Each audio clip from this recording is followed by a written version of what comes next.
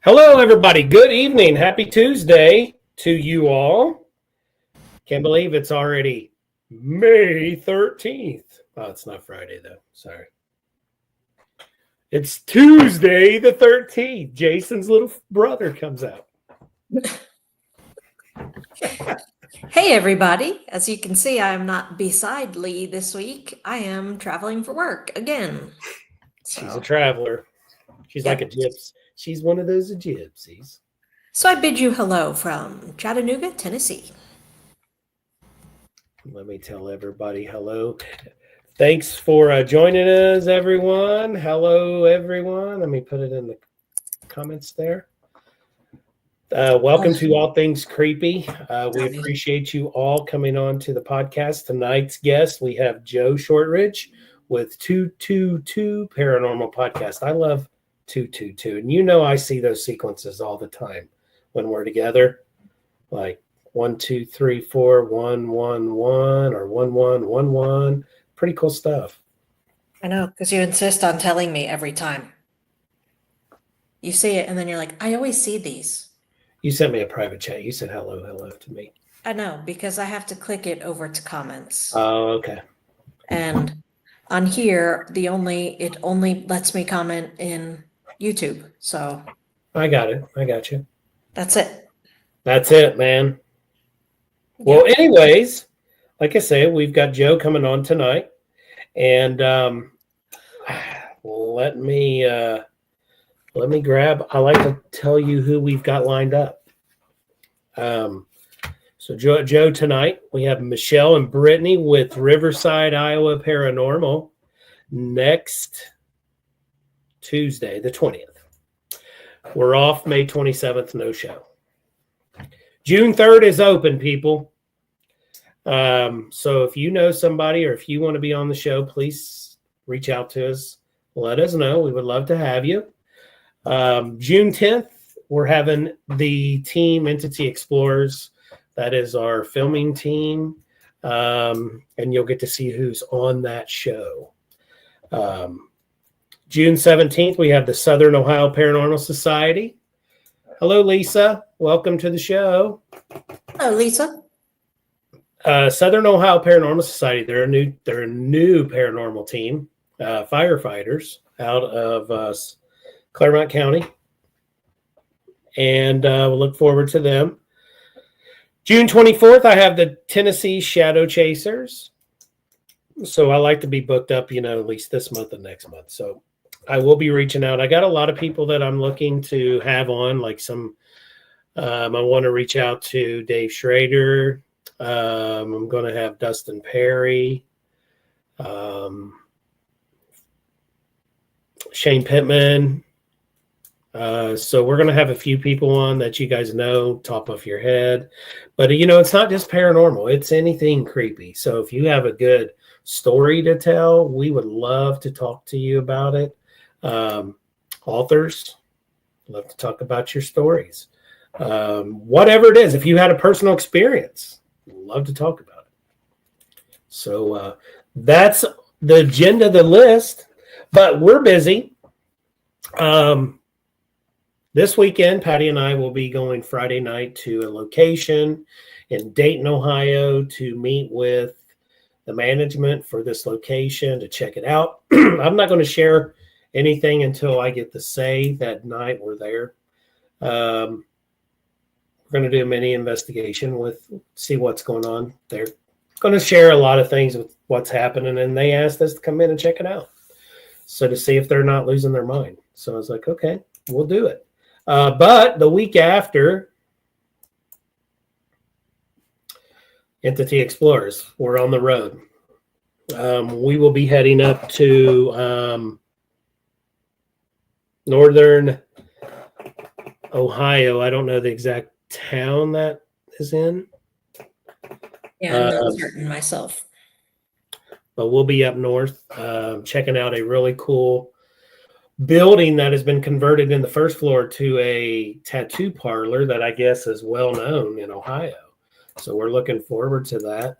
We've got a lot of we're doing one a month because this is 2 teams, a few from each team. We have a North Ohio team and a South Ohio team. And we're making it into Entity Explorers. Shout out to Denise, our friend Denise with NCISS, North Central Indiana Spirit Seekers, for making us our shirts. We truly appreciate that. And it's just going to be the font here that you see. And let me remove that. Yeah, I'm going to move because that blind is irritating. Okay. Well, July 19th and September 20th, we have our Ghost Hunting 101 at our lovely place, the Museum at the Friends Home, located in Waynesville, Ohio. All proceeds go to the museum. So the website right there on that banner, www.friendshomemuseum.org, you can go there and get your tickets. They're $50 a person. It's 7 p.m. to 12 a.m. It is a fun time. We have a blast. It's their snacks. Plus, yeah, they give you snacks, drinks, and it's just a great time. It really is. So that we have those 2 lined up.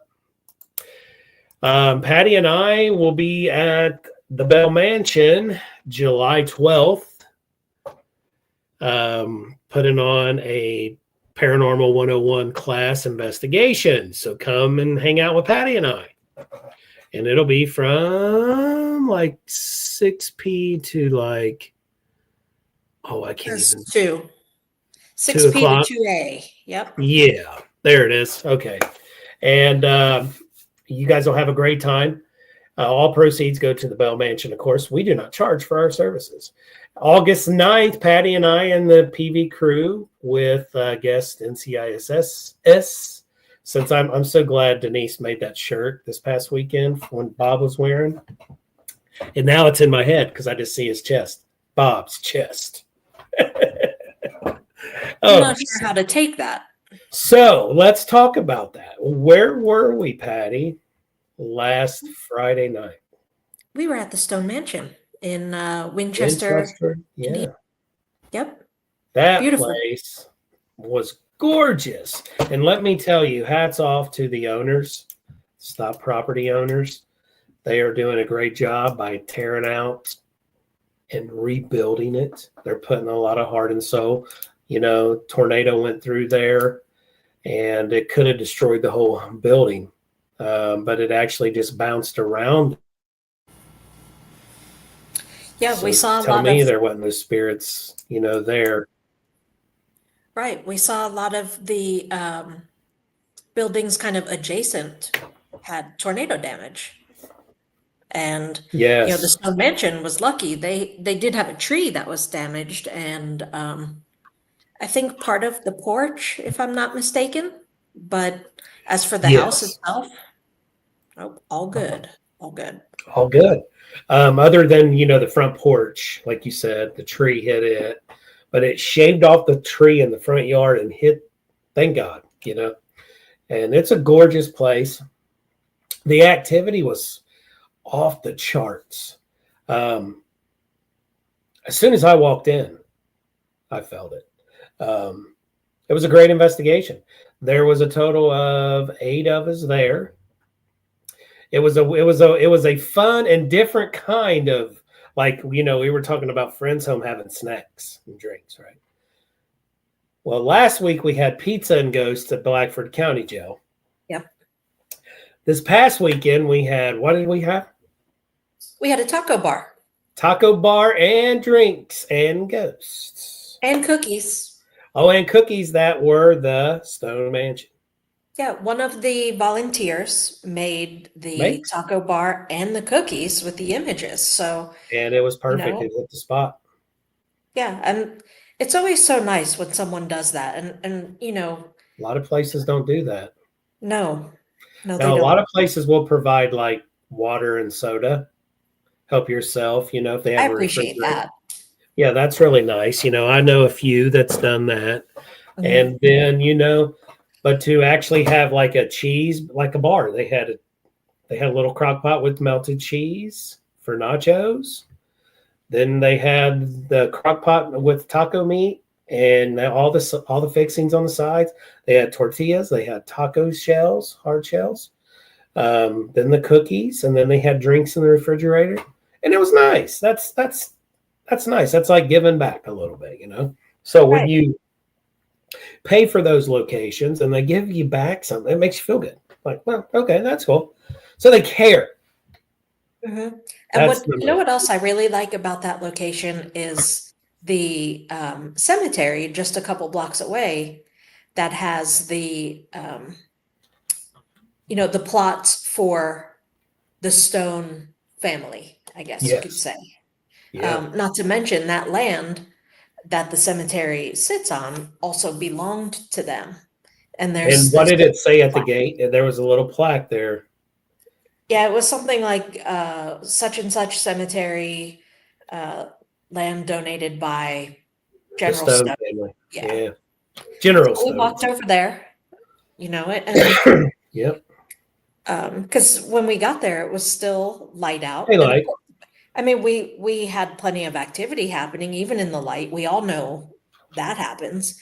But the point is, we took advantage of the light as well and walked over to the cemetery. Carlo, he said, "What taco bar?" Yeah, dude. Wow. So are you going to start doing that at the Bill Manor? He's like, "Shut up." It did cause a lot of turmoil with some bellies. I will say that. Yeah, But because I knew right away tacos. You're dealing with something down in this belly. Just like, hey, what did Jake do to me with his belly after he ate pizza? You scared know the what I'm shit out of saying? you. Scared the shit out of me, right? Um, but it was a fun night, and actually, to me, stepping in some of these historic locations is so cool, and hearing the history after you do your part, because I don't like to know history. I like to just go in blinded. I've never been there. That was my first time, and it was awesome. I look forward to going back with just the team, no talking, just pure investigating. Um, it was a fun time. So yeah, if you've never, you need to reach out and get your tickets. Yeah, Yeah. see, Carlo, he offers pop, water, and coffee, and that's awesome. He ain't got time to cook. Did you hear demons? We did. No, we did hear demons, and it was some bellies. It was some belly, but I really wasn't in there when I heard them because I was actually across the hallway. So I did hear some energy that was telling me that somebody in the group was going to get hurt tonight. So that was a little scary. So yeah, guys, let's go ahead and bring in our guests. You guys ready?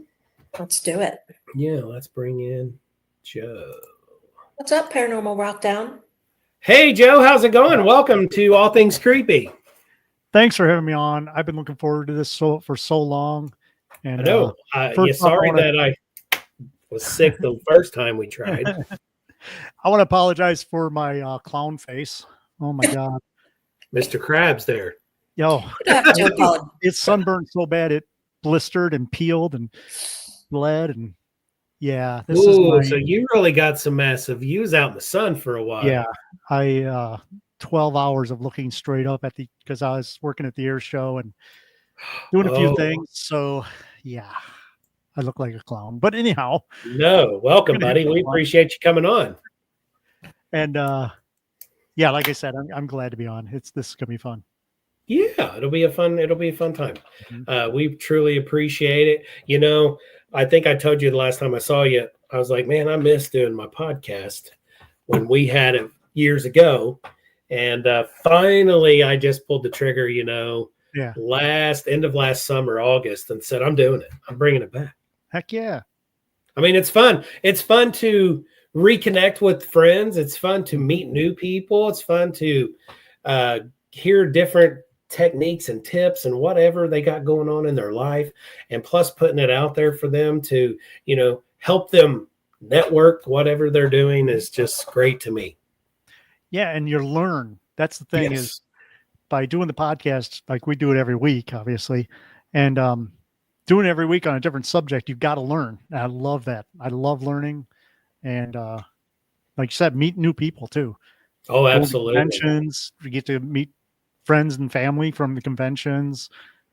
This year, we're not going to Michigan Paracon because they're not having it this year. So I know that's sad.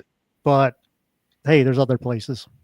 Are you guys going to Parasicon this weekend? Yeah. Mm-hmm. Okay. Yeah, we're definitely. We're thinking about going on Saturday for the day.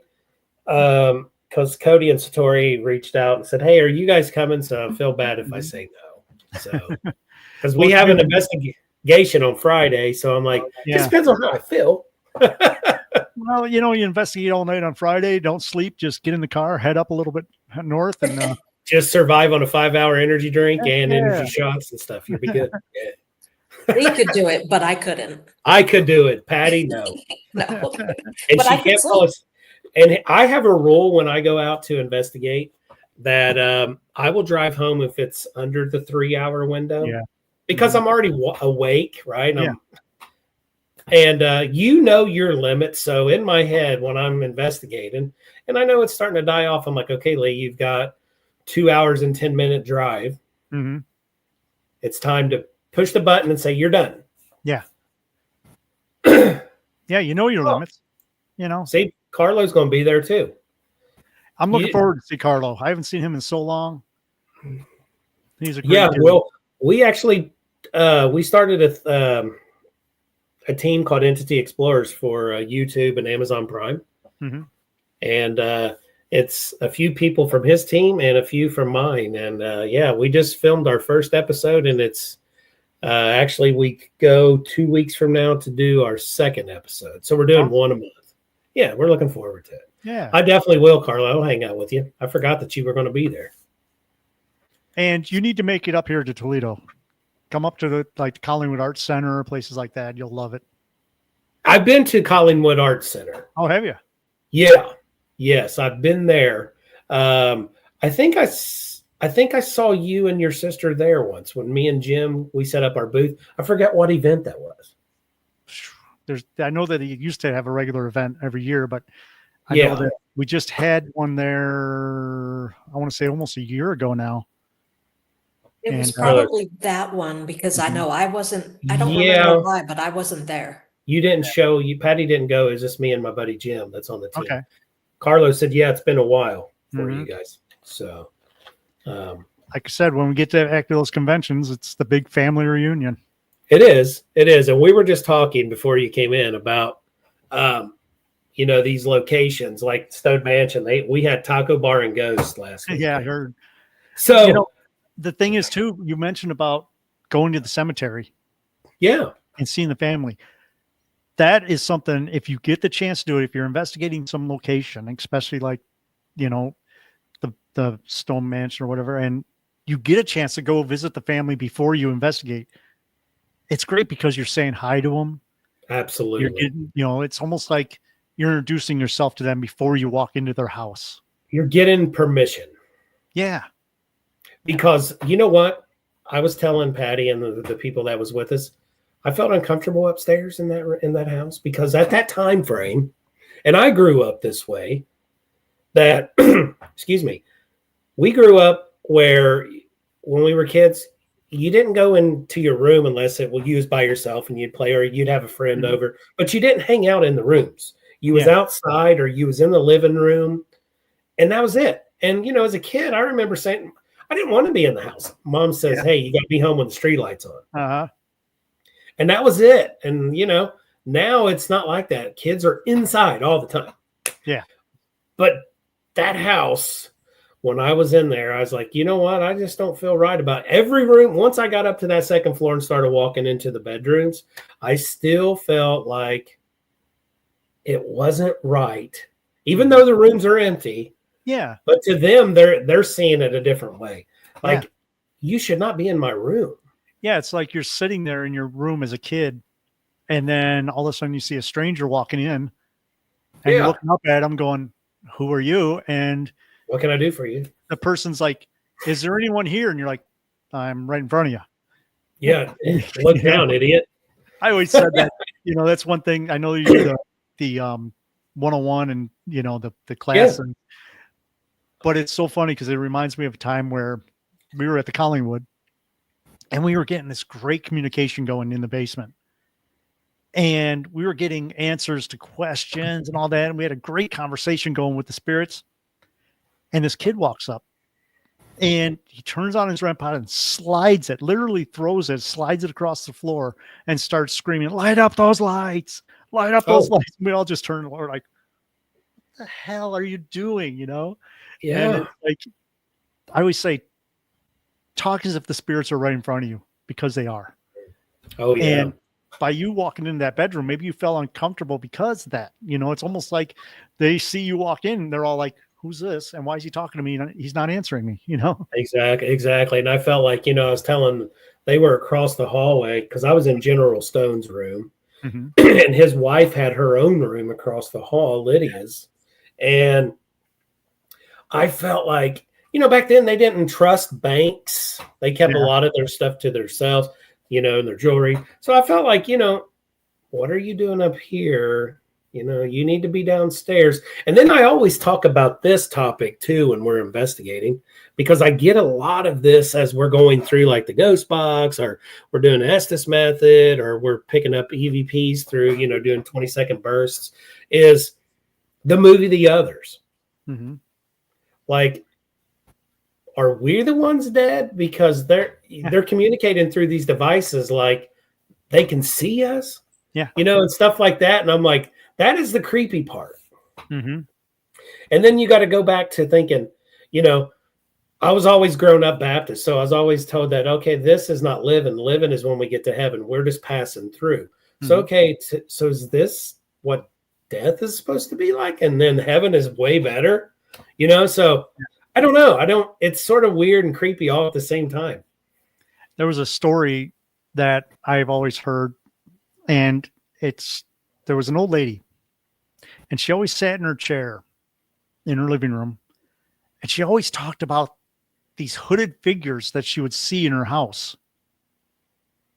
She would say, my house is haunted. I see these hooded figures, and they're just coming into my room, and I can't talk to them, but I see them. Well, then by hearing that, we're like, okay, she's passed on now, and that house was haunted. So let's go investigate that house. So we go, and I'm saying we, but this is the story. Yeah. But we go and we investigate this house. And once you know it, we walk in this room and we see this old woman sitting in a chair as a full body apparition. We see her, but she's not talking to us. She's just like talking. And we got on our black shirts and our hoodies. Yeah. So are we the ghosts that she saw? That's right. See, you're giving me goosebumps just talking about it, because I always talk about this at every investigation, because I always end up getting something like that. Or you just feel like, are we the person like she sees as she's sitting in her rocking chair? Yeah. I don't and remember. She didn't invite us in, I don't remember where I originally heard that story, but that story always stuck in my mind. It's sort of like, who was it?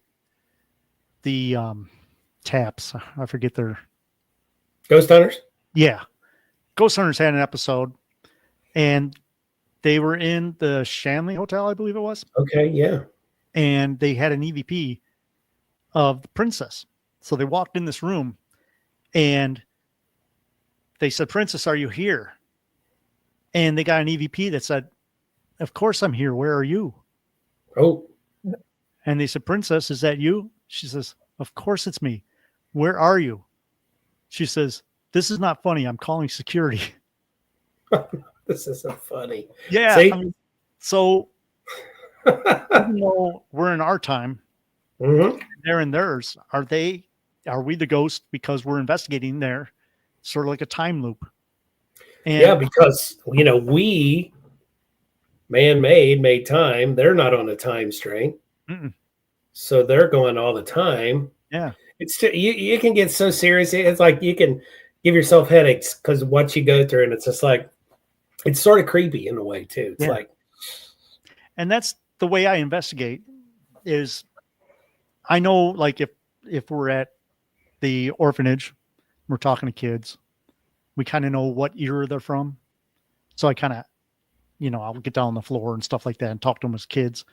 But when I'm investigating a place and I have either REM pod or stuff like that, I always say, now if we know that the people died in the 60s or the 70s or even the 80s or whatever, they know about that stuff. mm-hmm. But most of the time we're talking to spirits from like 1800s, 1700s, or even earlier.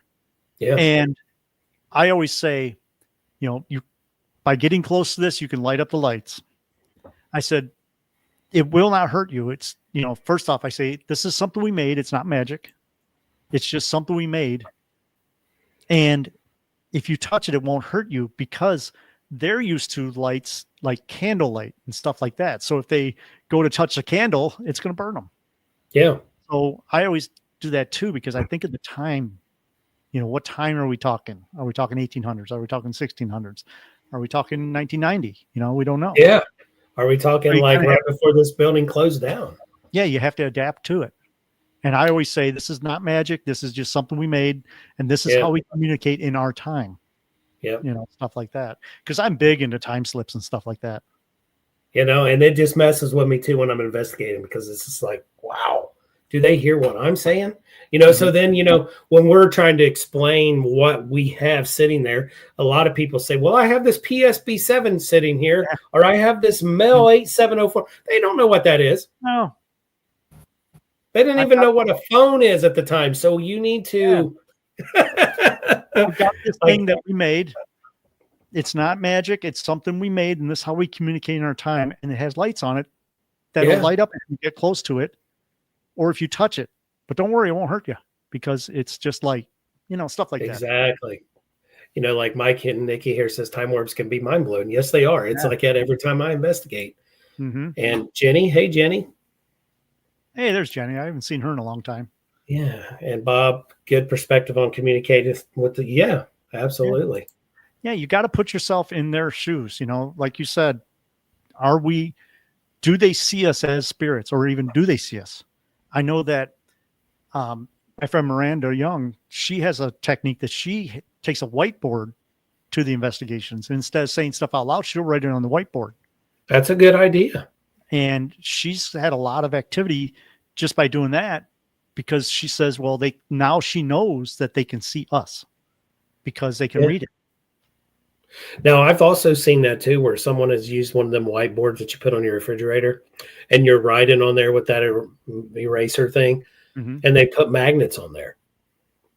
So if you write something and you set it down, and then you have those magnets lined up, and then come back, well, see if they can move them. Yeah.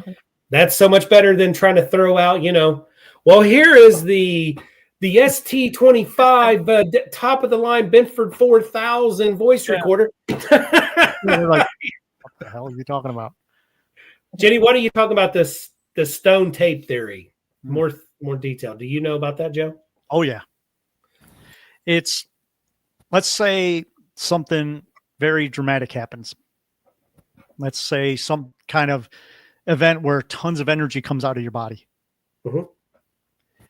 It's like the energy is absorbed into things. Okay. And that's how we get residual hauntings, where we'll see something over and over and over. It's just a playback. And they call that the stone tape theory, because it's like playing a tape, but it's absorbed into things. Sort of like haunted objects and stuff like that. But I think that's one of the reasons why we see residual hauntings. That's just one little part of it that I think of. But yeah, I was going to say that's probably just a percentage. Yeah. Yeah. I believe, like there's times where we've investigated places and we've had the same spirits in both locations, but they looked, I want to say but they looked different. They looked like different ages of themselves. And one of my theories is that we're not really communicating with, let's say, that person. Yeah. We're communicating with the essence of that person, a little bit of essence of them. And being that they're made of energy, and we don't really know what ghosts are. I mean, you say, well, you ask, what are ghosts? A lot of people say, oh, they're just dead people. No, what are they? Though? Yeah, what is the main atom of a ghost? Yeah. I mean, it's just, we're talking down like string theory. Yeah. So let's say that one little atom, I'll just put this out as atom, but one little atom of that person that has the energy of that essence when that was put there. So when we see the ghost, like let's say we see a full body apparition, or we say we're talking to children, it is an essence of that person when they passed away at that time, but it also could be essence of when they're happy or when they're in that location, even though like we talk to spirits like downtown here at the Spaghetti Warehouse, we get a lot of spirits of children. Now we know there were no children that died there, but we get children's energy. And I think it was just because they were there at that time and that little bit of energy is in the air and we're talking to that spirit through that energy, which makes I feel the same way on a lot of things that we go into these buildings. I think that's what we pick up a lot of, because a lot of these buildings, they had a lot of people, that there was a lot of traffic daily. Yeah. And the energy that we're picking up may not be somebody who is well known as a story for that location, but it's somebody that energy is drawn to our energy. So we're connecting and we're picking it up, bits and pieces of that little tiny atom. Yeah. And if like me and you and Patty, us three went to Spaghetti, that place. Yeah. I'd have to have spaghetti, of course, before they closed. But we would, our energy together is an atom, right? So 1, 2, 3 atoms. And then we're going to, whatever's there, we may pick up something totally different than what people has picked up in the past. Yeah. Yeah, because like you said, the energy is different. Yeah. And it's all about intent. The stuff that we put out into these investigations, it's about intent. I mean, I know that I use the dowsing rods a lot, and people say, well, how can those work? It's the intent that you're putting into that device. And now our friend on top of that, Jenny says it's been a minute since we talked, Joe. Yeah. Since Michigan Paracon. Our friend here, he's got a team. It's just his family. His name's Roger Lip. It's been a couple years ago. We were doing a 101 with just the public in Waynesville, Ohio. And he came in and he's like, hey, I want to tag along with you. And I was like, sure. So he pulled out the old school dowsing rods, not the ones that light up now, but just the old school ones. Yeah. And he goes, you think I'm going to hold these? I'm like, no. I says, yeah. I says, that's how people use them. And I says, I'm still on the edge, but I said, if we're getting activity and that it happens, it happens. He goes, no, I won't hold these. He actually took pieces of wood and made pyramids and drilled holes in the top and set them in there. Yeah. So then they would just go freely because they're in that little sleeve that you hold. Yeah. And that was cool because we also used candles, like you said earlier. Old stuff. Yeah. Set up. I think we had jacks, the game jacks. We had marbles because we knew we were talking to kids. Yeah. Instead of like, today, not knocking any of these new paranormal teams because they just watch the shows and they go buy the equipment and they go in and they think they're talking to each other, but they're not, because if you are communicating with, they may be way before time, before phones, before computers. Exactly. You don't know what that is. Do you think they're going to go up by it? That's scary. That's like put me in front of a horse that's going to run me over. Yeah. Yeah. Exactly. Bob says more than boo sheets. Oh, Bob. And it's like the Boo Bear. Yeah. The best thing to do with the Boo Bear is set it in your closet. No, and punt it as far away as you can. Yeah, mine sits mine sits behind me. It drives me crazy. Yeah. Yeah. Every now and then you'll hear me just tell it to shut up. Patty goes, can we turn that off now? And then, But it's go good ahead. because it can be a good trigger object, you know. I mean, especially if you think there's children around, you know, a lot of times they want to cuddle something. And, you know, I know Kimberly Horn makes a lot of trigger objects because she, like me, crochets, but she's way better. And she made like clowns and you know, sort of creepy stuff, but still like to be used as trigger objects. The trash can panda. That was an expensive trash can panda, man. The freaky thing is when it turns on, when it's not even turned on. Oh, oh yeah, like this. Hi. Right dead. Oh, there it goes.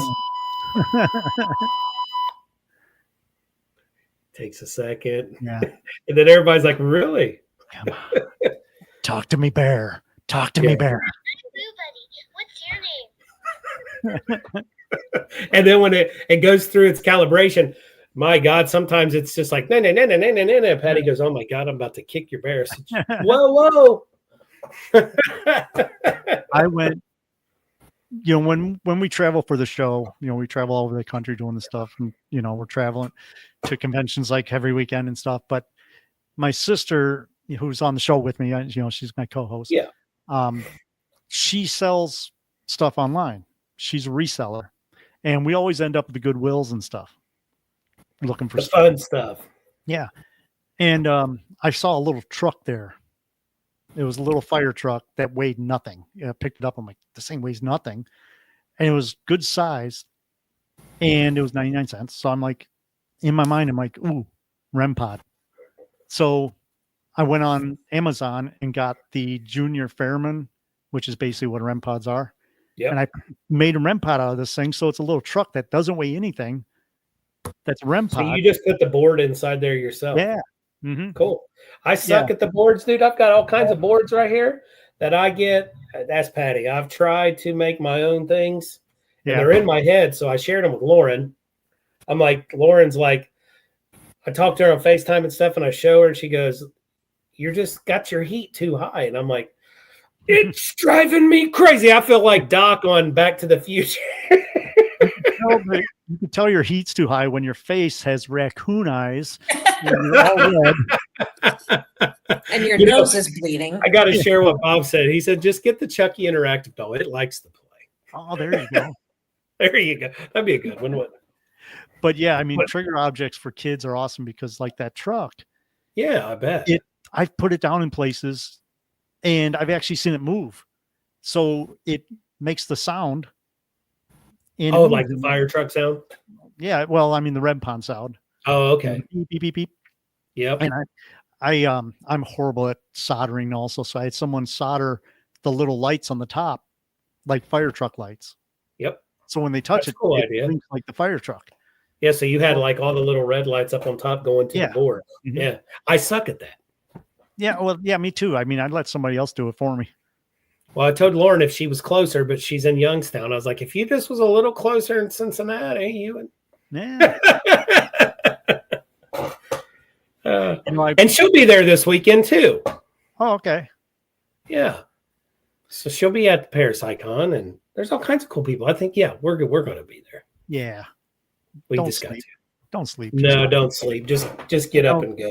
Talking about time slips, I was down at an event with Miranda, you know, the Ghost Biker. She had an event down in Cincinnati at the Harley dealership. So I went down there and hung out with her and all that. When she was done, I came back up here to Toledo. Now, I left there at, I'll say 4:00. I get home and it's like 6:00. And I'm like, how the hell did I get home so fast? I was going to say from Cincinnati to Toledo. Yeah. It's a 3-hour drive minimum. Yeah. Yeah. Oh, Leadfoot Joe. That's how. It must have been. I mean, must have been great traffic or something, but 2 hours. I'm like, it's a good day. It still boggles my mind. Yeah, because was she at Powder Keg Harley Davidson? I don't remember. Sin City, Cincinnati, Harley Davidson. There's two of them right there. Like I go to all of them because I sold my bike. So, but yeah. But yeah, that's pretty good from Cincinnati to Toledo. There was like, and it still boggles my mind to this day because, yeah, I mean, I average 85, 90 when I'm driving. Me too. Still, I mean, so I'm just saying that that's a time slip then. That is a time. Whether there's Time warp again. Because, when, like I said earlier, I give myself a time limit. So, I know on the way home, Patty's like, she tries to go to sleep and she falls asleep, but she wakes up because she's worried about me driving and falling asleep. And I get it. And I'm like, well, I got to turn on, the air just a little bit to keep me awake. And I save like an energy drink. So I start drinking it like an hour before we leave. And then, so of course I'm driving home and then I get home and I'm like wide awake. I'm like, oh my God, it's going to take me forever to go to sleep. So finally by 5, 6 o'clock in the morning, I'm finally asleep. And then at 8 o'clock, I'm awake and I'm like, I'm good until later. Yeah. So sometimes I'll crash on the weekend. Like I gotta crash. I just gotta crash. Yeah. I shouldn't have went to sleep. Yeah. I should have just drunk another one for breakfast. When you come up to Parapsychon, just find yourself one of the cells. Just go in and take a nap in the cell. I know, right? I'll be fine. Yeah. What's Bob saying? Talking kilometers. Oh, kilometers. That is a good one. Well, let's talk about it. So me and Patty on our honeymoon, when we got married, we went to Cancun. And I totally forgot that we were in a Ford tour bus and we were leaving the airport to go to our resort, which our resort was the farthest one away, the Occidental Resort. And so we had to drop off several other newlyweds at their resorts. And oh my God, this guy, I was like sitting in the middle seat, be looking between the driver and the passenger seat. And I kept telling Patty, I was like, this guy is a flying, because I could see his speedometer. And I'm like, he is trucking. Yeah. So when we get in the van to go back to the airport, Patty looks at me. She said, it's kilometers, dummy. I mean, he is hauling butt. Yeah. That right there is why I cannot relax on vacations. I have to be the one thinking all the time. No, you don't. Not all the time. 90% of the time. Yeah. So who do you have coming up on your show, Joe? Yeah. I don't know. Okay.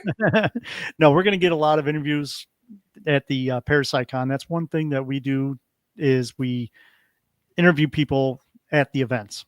Yeah, you set up your whole podcast right there. Yeah, yeah. And it's great because it gets people a chance to talk about things that they don't normally get to talk about. We can't tell you how many times we've had people come up to us and say, I've never told anybody this before. And I always say, wait, sit down. Yeah, don't just tell me over the table. Sit down. Yeah. Yeah, but that's one of the big things we always, try to get a lot of interviews during the events. Sometimes it's hard. We were just over in Butler, Pennsylvania a couple weeks ago at the Butler Paranormal Convention. How was that? That was great. It was good and bad. Okay, it was great for us because the room that we were in is where the speakers were. So we got a chance to actually watch the speakers, which we don't get a chance to do. But it was also bad because we couldn't interview anybody. Because they've already talked to everybody. Well, plus the speakers were talking at the background time. Noise, yeah. And we get a lot. I mean, I know how to control the background noise when we interview people at the events. What I do is when the guest is speaking, when I edit, I silence my track and my sister's track. So it kind of controls the volume level. Yeah. But you still get that background noise so that the audience can tell that we're recording live. But at Butler, we couldn't really interview people because we can't be talking while the speakers are talking. True. So it was good and bad. So it was good and bad. But normally we usually do interviews, and it's cool because we'll see someone. Great example.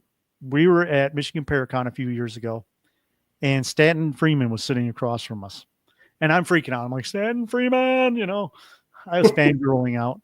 And so I walk over to him. I'm like, hey, Stan, you want to be on our show? And he's like, yeah. I'm like, okay. And you're like, he's like, when? kind of, and it was almost standoffish, but he was just being himself, you know. And in my mind, I'm going, "Oh my god, oh my god, oh my god, oh my god," you know. It's like, what do I say next? Don't mess it up. So we interview people on the fly, and there's sometimes where we do, you know, I'll meet someone and I'll go and I'll look them up, make sure that, you know, to ask the right questions and stuff. But normally we'll just set someone down and we'll say, okay, tell us your story. And as they're telling us, the questions are going in our minds. So we'll that's how we do. Yeah. Mm-hmm. And it makes for a great conversation. You know, I know, like, most of the people that are at the conventions, a lot of the celebrity, quote, celebrities, you know, like me, we'll talk to them, and we already know their backstories. So that's kind of nice. But it's also fun just to have someone sit down and start talking, you know, and we guide them. You know, we don't just say, okay, talk. You know, we ask them questions. Right. Yeah. Steer them in a way that we can answer. Now, here's something, and I'm sure you get this all the time when you got guests lined up, and I'm talking from new people up to people that's been doing stuff and been in front of TV cameras and talking to people for years. But they'll always send me a message, and I tell Pat, they're scared. What are we going to talk about? Yeah. And I'm like, our show is so laid back. Whatever I said, if you have certain topics you want to talk about, we'll focus on those. Yeah. And they're like, no, let's just go with the flow. I like the way you're saying. So when we get them on, you know, just like we had Cody and Satori on, and I made a really cool, like, little intro for them. And they said, can you play it again?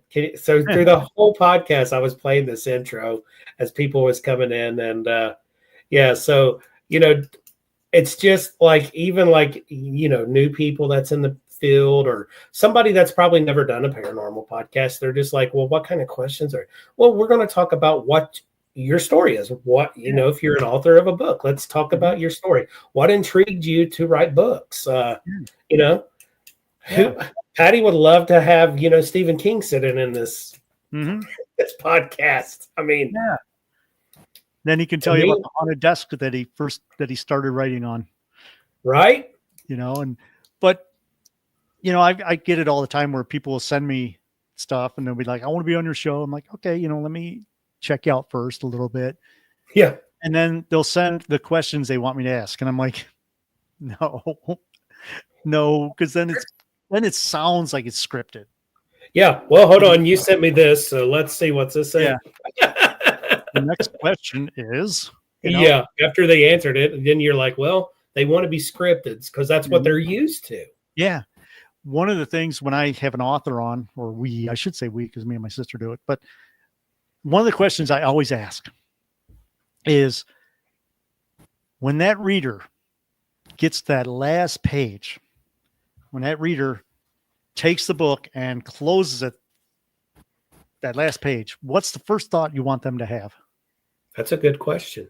And they always look and go, I don't know. And then it makes them think a little bit, and they're like, then they start spewing out stuff. It's like, that's the kind of thing is you want your guest to think, and by asking the right questions, you're kind of guiding them to them instead of having everything wrote out.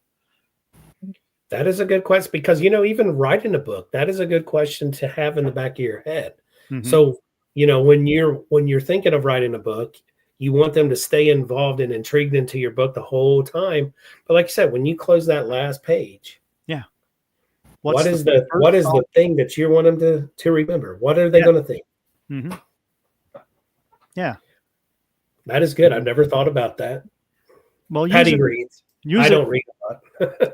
Next time you have an author on, say, what's the first thing you want them to think of when they close that last page? My buddy Joe said this once, and so when I get done with my book, ask me that question.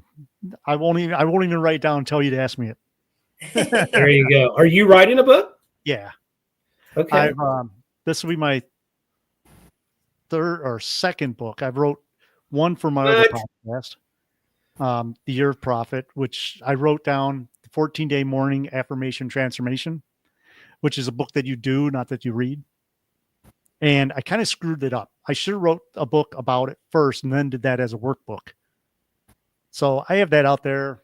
I've sold a few copies. That's no big deal. But I'm writing a book about my shared death experience with my best friend, Jackie. Oh, And wow.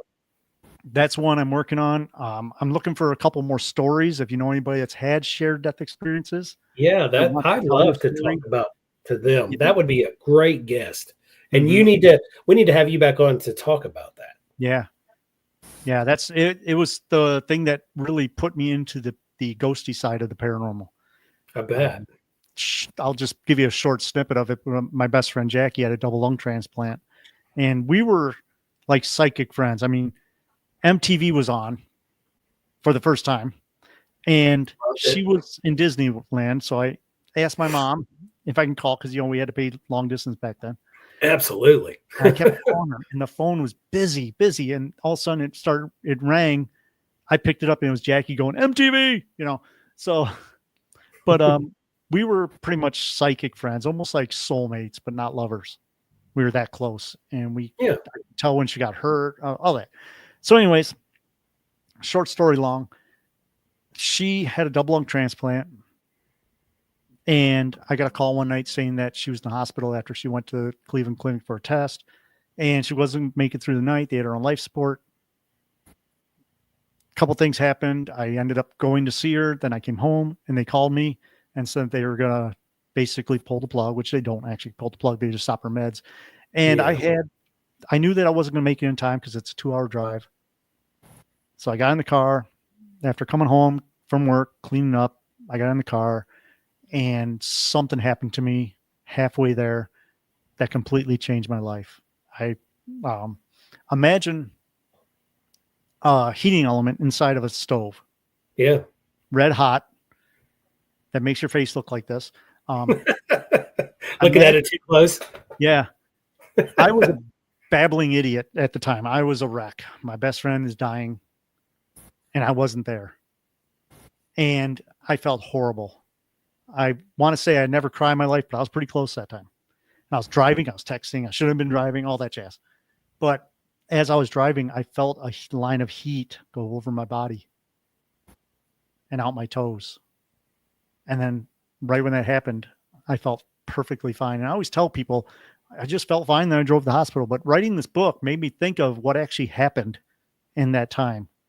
Even though time is relevant, the 30 seconds that happened, looking back, a lot of stuff happened in that.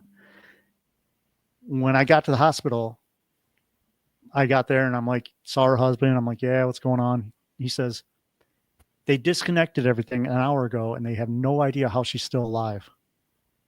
What? And he's like, you want to see her? I'm like, well, yeah. So I walked in and she was laying there and everything was disconnected. She still had that thing in her mouth, everything was disconnected. I walked up, I took her by the hand and the machine beeped. And I'm like, oh crap, I stepped on a hose. The nurse came in and said, no, she just passed. So She waited on you. she waited. And Yeah. we've had so many communications afterwards using the REO Speedwagon song that drove me insane that she used to play over and over and over. So that's a whole long story. I mean, that would take, if I was to tell the whole story. And what song was that? That one that goes, heard it from a friend who heard it from a friend. Who, Oh yeah. Heard it from another. You've been messing around. God, she used to, So, she wore out the tapes. She wore out the, and things have happened. that was the time. That's what it's all about. Yeah. That's it. I saw a meme the other day of a Sky video and these kids walking down the street and they had an REO, the original REO. Mm-hmm. And he goes, hey, do you know what that means on your shirt? And he goes, no, I just like the graphic. It's cool. And he goes, that used to be a band that I liked when I was your age. Oh, it's a band? You want to hear one little story of how she communicates with me. I was working at my machine. I work in a factory during the day, and I was working on my machine, and I'm like thinking to myself, should I go home and work on the book, or should I put a podcast episode together? And just as I said that, 3 machines over, I hear, heard it from a friend who heard it from her. I'm like, okay. I'm going home and I'm working on the Another story. Oh, that's so great. I do float sessions, sensory deprivation tanks. And I was doing that one night and I get done. I go out to my car and I look at my phone. And there's a message from my sister. She says, hey, we're at JoJo's. Come see us. like, all right. So I go over to JoJo's. It's a little bar that we hang out at. And I'm sitting there, and a friend of mine, God love her, she's a great person, but she likes to tell stories over and over. Oh. And I'm sitting in there, and I'm so relaxed from doing the float session. And she starts talking about the same old stories over and over. And I'm like, I'm so sick and tired of the same old story. I got to get out of here. Just as I thought that, the jukebox, which hasn't played all night, turned on. REO Speedwagon. So if you're tired of the same old story, change the, I'm like, okay, I'm leaving. Jeez. That's fantastic, though. So that's what my book is about. And, oh man, that is one to have to read for sure. That is great. So that's your way to communicate with her. So exactly. So driving to the clinic that day, that night, what you experienced, do you think that was her, like, what it sounds like it was when they shut everything off. Exactly. Yeah, like you got a flat line of when they pulled the plug to disconnecting the medicine. I think that, being a shared, and I didn't think of it as a shared death experience till I was talking to a few people and different things that they've done that had happened to them. I think that that's exactly what she felt. Yeah. When they turned the meds off, because I had a really bad kidney stone one time. So the doctors gave me an epidural so that they could take the hose and jab the hose in and do the laser thing. So yeah, I got an epidural, and that's what it felt like when they put the morphine in. It was like a line of heat going through my body. Yeah. So I think that is actually what she felt when they disconnected it, that line of heat, maybe. I don't know.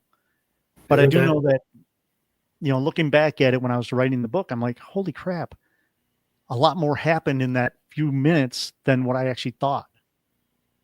You know what I mean? I almost had like an out-of-body experience at that moment.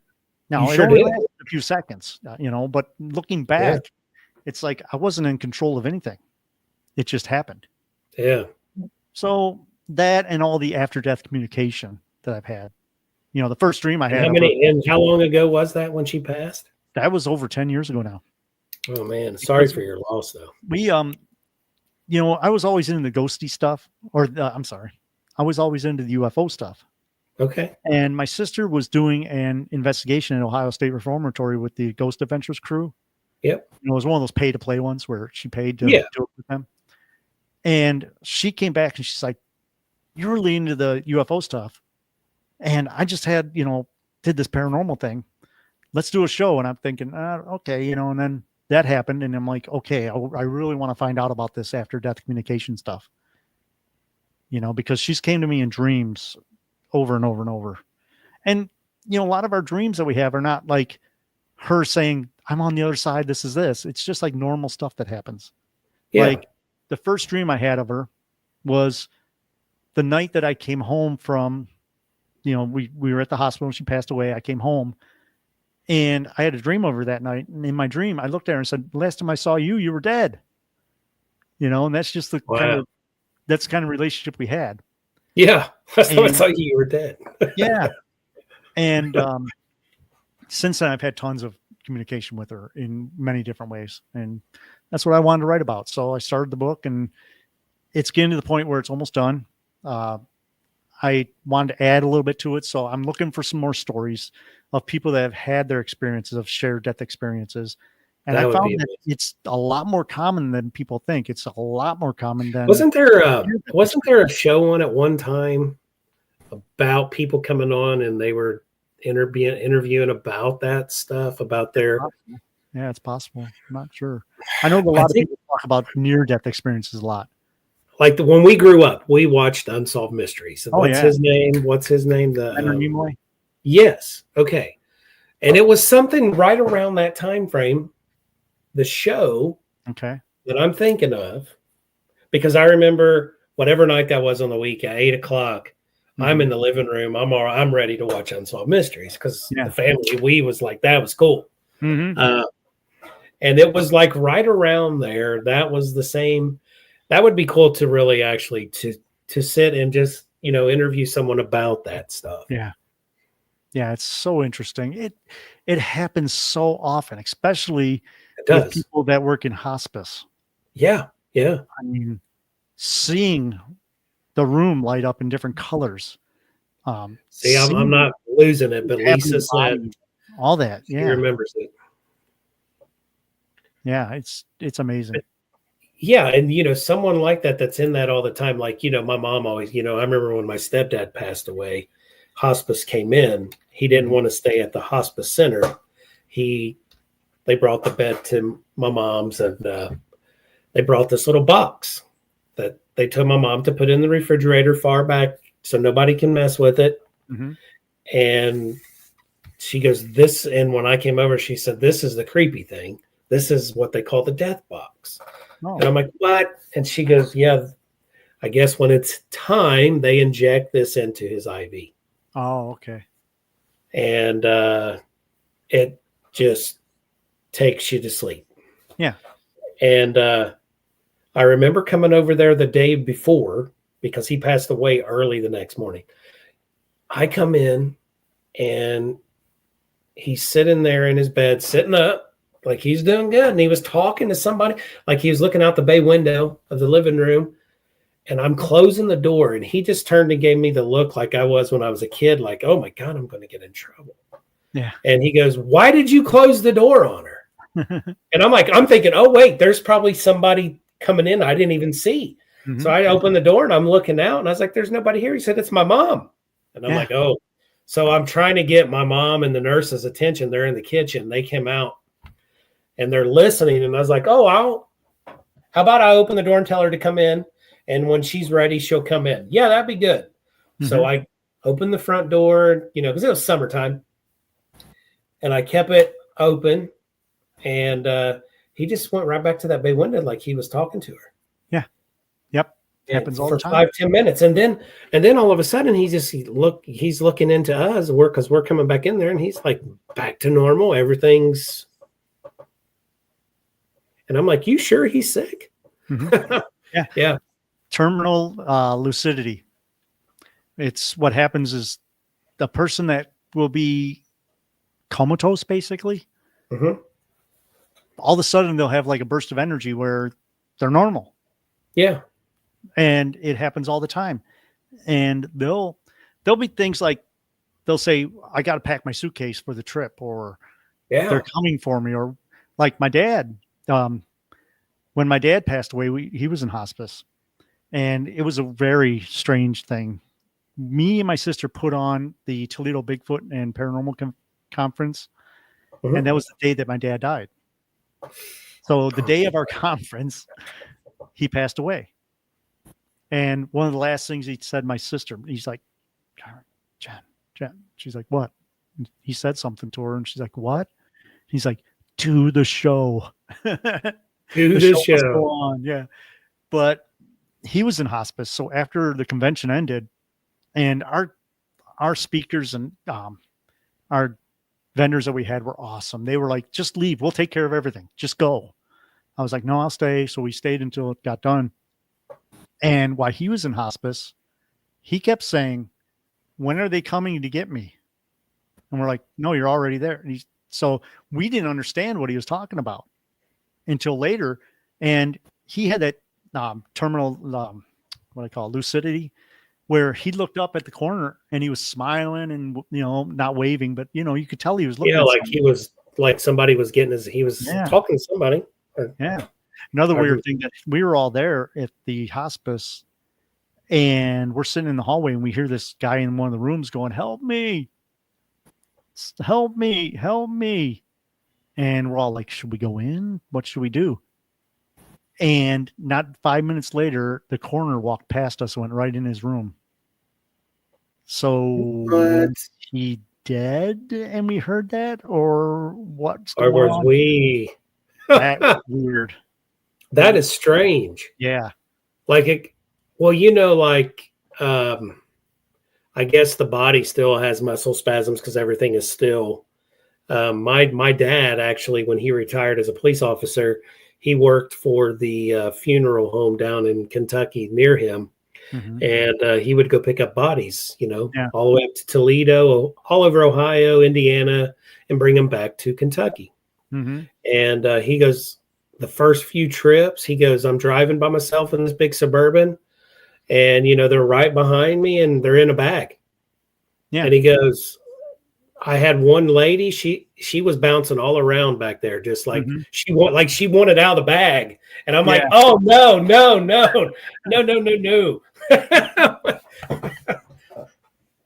Oh, and Lisa here, she said, my daddy did the same thing. He smiled like he was seeing someone he loved and hadn't seen for a long time. Yeah. And so it makes you feel good, because as I'm getting older, I'm thinking about that kind of stuff, and it's like, I've lost 2 kids. I think it's going to be okay. Oh yeah. I really do. Yeah. It's going to be okay. I just got a gut feeling that everything's going to be, and we're not going to know until it's our time. Right. But I'm still going to sit down. I got to have a conversation with God. Like, when I was down on earth, I investigated and I need to know some things now. Right. Yeah. Now, and do you mind if I go back and haunt some of my friends? That's right. I'm going to. So I tell Patty, if I go before her, I am haunting her. I have an EVP I'll play for you after the show. I can't do it right now because I'd have to click out of here. But we were sitting here in the studio, and the studio's in the back of my house. Okay. I sit on this side. My sister sits on the other side of this table. We both have our computers in front of us, all that jazz. So this is the back wall. Yep. Going this way, I've got my hallway, which I have my art gallery, which then leads out to the rest of the house. And I was sitting here one day, and we were just finishing up with our show, and stuff happens to us all the time when we record. We get EVPs, we get stuff happen to us. We had a woman scream on the air, stuff like that. But I'm sitting here, I see a blue light go across. And I'm like, Jen, I just saw a blue light. And she picks up her phone and picks up the spirit box. And she turns on, she says, we want to know if you know who lives here. Clear as day. And unfortunately, I'll have to play it for you after the show. I won't be able to do it now because it's in my files. Sure. But clear as day, Jackie's voice. Hey, Joe. Oh, and wow. Like coming by to just say, hey. It was the best Class A EVP I ever got. And I played it for her mom. And it's your friend. Yeah, in her voice. And that's how she always just say, hey, Joe. So that is crazy. I would have had that ready. I could have played it for you. But yeah, so people don't understand. Like, there's so much communication that happens after our loved ones die. Yeah. That we won't even really know until you sit back and you think about it. Yeah. Little things like after Dad died, there was a little wooden pumpkin hanging on my mom's wall that was rattling back and forth. And there's no reason for it to. There's no wind or nothing. And we're like, right after his death, it was just maybe that's the way Dad was communicating with her, because it was something out of the ordinary that she would notice. Yeah. So there's so much after death communication that happens, and people, sometimes they notice and sometimes they don't notice. And I try to tell my mom, she knows we do paranormal stuff, and she doesn't have anything to do with it, but she grew up in Kentucky where, ghost was common topics. They walked home from school and to school through cemeteries and things. But when my stepdad had passed away, she'll always tell me, oh yeah, I'm sitting here watching TV, and I swear I just saw his shadow just go from the bedroom to the bathroom. Yeah. And I'm like, Mom. And she gets creeped out. And I'm like, think about it. He's coming by he's checking out. He's looking over you. Yeah. Oh no, I can't think. I was like, she goes, it just gives me creeps. And I'm like, but it should be warmth, not scary. It should be warmth. And I was like, if you ever want me to come over and just see if it's him, to get his voice. No. I can't do that. I'm like, okay. I'm just saying. I said, because I feel his presence there all the time. Yeah. And sometimes when I'm sitting there on the couch, when somebody's right here on your peripherals, and I know it's just me and my mom. She's sitting over on the other side of me. She goes, what did you see? And I'm like, nothing. I know how you are. I'm not even going to bring it up. So, and I just, I want to know. And I think it would help her. Yeah. Instead of like, her little Chihuahua dog and her, that's it. And like, Mom, Sassy barks at the hallway for a reason. Mm-hmm. Well, no, I think somebody's here and I need to check the windows. And I'm like, so I'm sure my stepdad's standing in the hallway going, geez. That damn dog's barking at me again. Yeah. And she's probably like, he's like, nothing's changed. Well, Joe, thank you for coming on the show, man. We went over. Anytime. I really appreciate it. We'll definitely have you on when let's talk about more about your story and your book next time. Yeah, hopefully I'll have it done. I was planning on having it done already, but it was just too short, and I'm like, I want to add stories because people love stories. So I want to add a couple of stories besides just mine, and then I can put it out. Bob said something earlier when you said at the end of the book, when they closed that last page, what is something they should think about? And Bob said this. Yeah, no, that's not it. He goes, that's Lisa's. Probably think about part 2. Yeah. Like some people don't even think about writing a second book, right? Mm-hmm. But then I'm sure they get bombarded with, you sure you don't want to write another book? Because, as I was reading it, I saw it perspective this way. Yeah. And then Lisa that is good thought. Lisa is great. So she is fantastic. She said, I want to read the book when you finish it. Lisa, by the way, my mom said she loves her cards you sent her. And Lisa's in Louisville, Kentucky. Oh, cool. She is a sweetheart. She comes to our show every Tuesday. Awesome. Well, thank you, Joe, for coming on. We really appreciate it. Thank you. I had a blast. Absolutely. And you have a wonderful time. And we'll see you, I guess, this Saturday then. Yeah. Come by. Yeah. I'll be up in that center guard room. You'll see us. Okay. Yeah, she said she needs to send my mom another one. We sure will, buddy. You have a good night. All right. See ya. See ya. All right, guys. That was fun. That was a great interview. Joe's a great guy. Definitely we'll get with him Saturday. Well, because it looks like Patty and I's going to Parapsychon. You're muted. Yeah, I forgot. There was I don't know what the heck was going on out in the hallway of this hotel, but some activity. Yeah. People talking real loud. No, it wasn't even that. It was just some sort of crazy noise. I don't know. I'm like at the end of the hallway. I don't know. Gotcha. Well, it's been a great show tonight. Patty, get some rest. Thanks to Joe for coming on. Everybody that's chimed in and YouTube, Spotify, or Facebook, we really, truly appreciate each and every one of you for joining us. We love to do these every week for you guys. So we'll see you next week. And you guys stay creepy. See you guys. See ya.